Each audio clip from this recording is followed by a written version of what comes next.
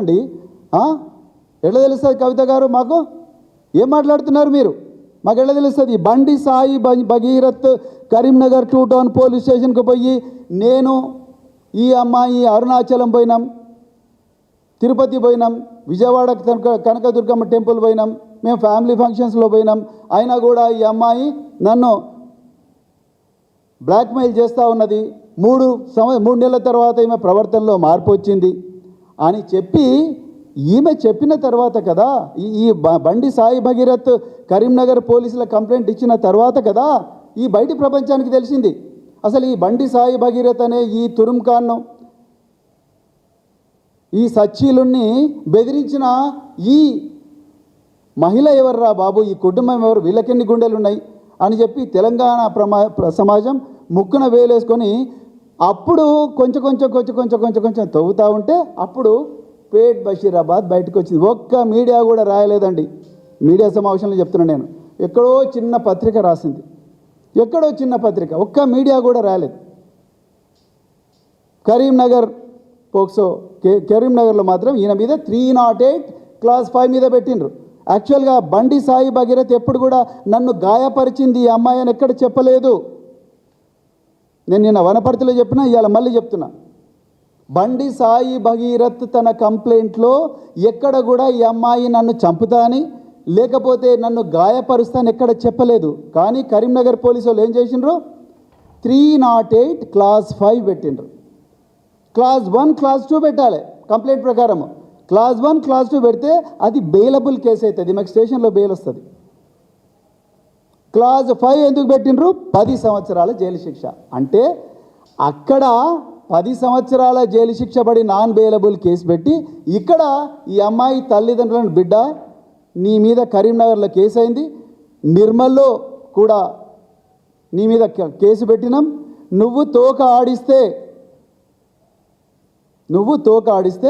నిన్ను లోపల పడేస్తాం అని చెప్పి పంపించిన తర్వాత కదా ఇక్కడ అక్కడ అయిపోయిన తర్వాత ఇక్కడ పోలీసు వాళ్ళు కుట్రపూరితంగా Pet Basheerabad commissioner of police Cyberabad, Pet Basheerabad ACP, Pet Basheerabad DCP, Pet Basheerabad inspector వీళ్ళందరూ కూడా పలుకొని section 11 and 12 of POCSO act పెట్టిండ్రు. కేవలం 2 సంవత్సరాలు లేదా 3 సంవత్సరాలు.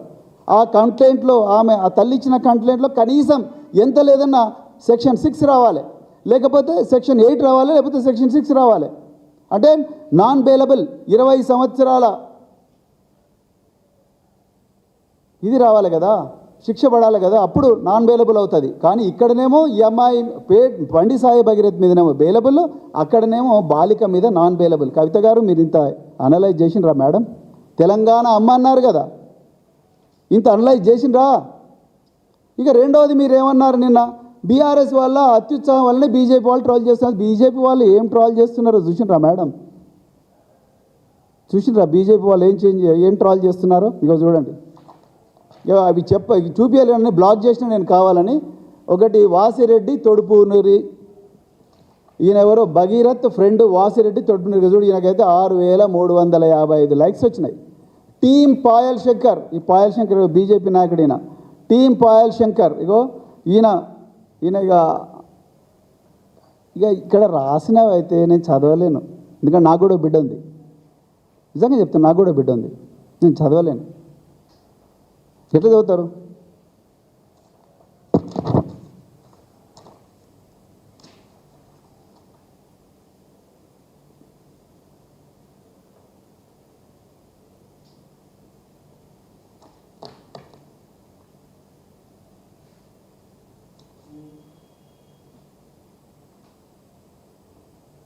కవిత గారు మీరు ఆలోచించుకోవాలి. ఒక మహిళగా రాజకీయాలకు వచ్చినప్పుడు సాటి మహిళల పట్ల ఎంపతి ఉండాలి. సింపతి లేకపోయినా పర్లేదు, ఒక తల్లిగా ఎంపతి ఉండాలి మేడం. మీరు వచ్చి ఏమంటారండి బయట? రాజకీయాల్లో లేని అబ్బాయి గురించి ఇష్టం వచ్చినట్టు మాట్లాడి బజారుకి ఈడ్చకండి అంటున్నారు. కరీంనగర్లో పోయి ఏ గల్లీని అడిగినా, మంకమ్మ తోట నుండి కోతిరాంపూర్కు పోయి, రేణికుంట్ల నుండి గుండ్లపల్లి వరకు పోయినా, ఎక్కడ పోయినా కూడా బండి సంజయ్ దగ్గరికి పోవాలంటే ముందు బండి సాయి భగీరథ్ దగ్గరికి పోవాలి. హర్ష, కౌశిక్ వీళ్ళందరికీ ఒక గ్యాంగ్ ఉంటుంది. వీళ్ళందరూ కూడా పెద్ద పెద్ద ర్యాలీలు తీసి ఈ బండి సాయి భగీరథ్ దగ్గరికి పోయిన తర్వాతనే వాళ్ళ డాడీ దగ్గరికి పోవాలి. అట్లనే చెడిపోయింది ఈ పోరాడు. నువ్వు మంచోడో చెడ్డోడో పక్కకు పెడతాం. పిల్లలందరూ ఒకటే, పెంపక లోపం మేడం, పిల్లలందరూ ఒకటే ఈ ప్రపంచంలో. అందుకొరకే గొప్ప జాన్ లాక్ అనే సైంటిస్ట్ ఏమన్నాడు తెలుసా? తబులా రస అన్నాడు. ఎంప్టీ మైండ్ పిల్లల్ని పెంచే విధానంలో ఉంటుంది. వాడు ఆ రోజు 2023లో మహీంద్రా యూనివర్సిటీలో తన్నినప్పుడే వాడిని పిచ్చి పిచ్చిగా కొన్ని కొట్టిండు చూసిండ్రా. తన్నినప్పుడే వాళ్ళ నాయన దండించారు, నువ్వు బయటికి పోరా, ఇక్కడ ఉండకురా బిడ్డ, నువ్వు బయటికి పో, నేను కేంద్ర మంత్రి అయినా బయటికి పో అని చెప్పి పంపించుంటే ఈరోజు ఈ అమ్మాయిల పరిస్థితి ఈయన పరిస్థితులు ఉండేది కాదు. రాజకీయాల్లో లేని పిల్లగాన్ని రాజకీయాల్లోకి లేకపోవడమా? ఎట్లా మాట్లాడుతున్నారు మీరు? ఆ అమ్మాయి బాధ అర్థం చేసుకోవడానికి ప్రయత్నం చేయడం లేదు మీరు. ఆ బీజేపీలో ట్రాల్స్ చూస్తే అసలు మీకు ఎట్లా అనిపిస్తుందండి నాకు అర్థం కాదు.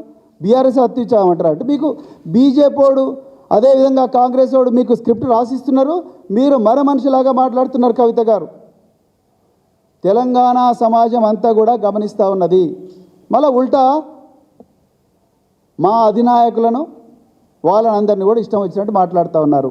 మీకు ఆ అర్హత లేదు. తెలంగాణలో ఒక్క నిమిషం కూడా రాజకీయం చేసే అర్హత లేదు మీకు, తెలంగాణ మహిళల మీద ఇది లేనప్పుడు. ఎనివే ఈ ప్రెస్ కాన్ఫరెన్స్ కవిత గారి గురించి కాదు, కానీ నేను ఒక మాట చెప్పాలనుకుంటే ఆమె నిన్న చాలా ఘోరంగా కామెంట్ చేశారు కాబట్టి నేను ఈ విషయం చెప్పాలనుకున్నాను.